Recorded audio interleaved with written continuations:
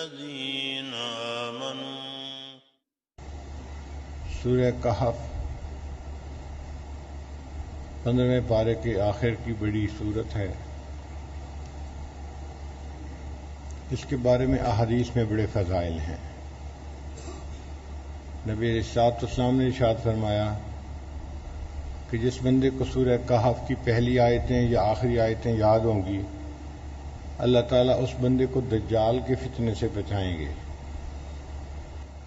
اور دجال کے فتنے کے بارے میں اللہ نے فرمایا کہ آدم علیہ السلام سے لے کر قیامت تک کوئی بڑا فتنہ ایسا نہیں جو دجال سے زیادہ بڑا ہو.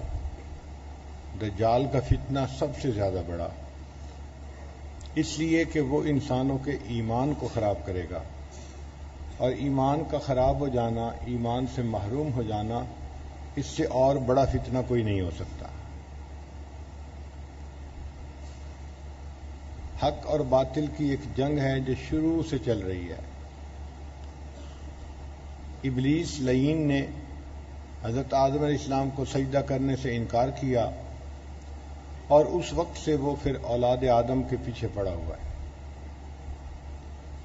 ستیزہ کار رہا ہے ازل سے تا امروز، چراغ مصطفی سے شرار وہ لہبی. ایک طرف حق کی بات ہے جس کو چراغ مصطفی کہتے ہیں، اور ایک طرف باطل ہے جو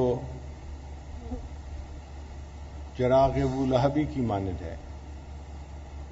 اور یہ حق اور باطل کا مارکا پوری زندگی چلتا رہے گا.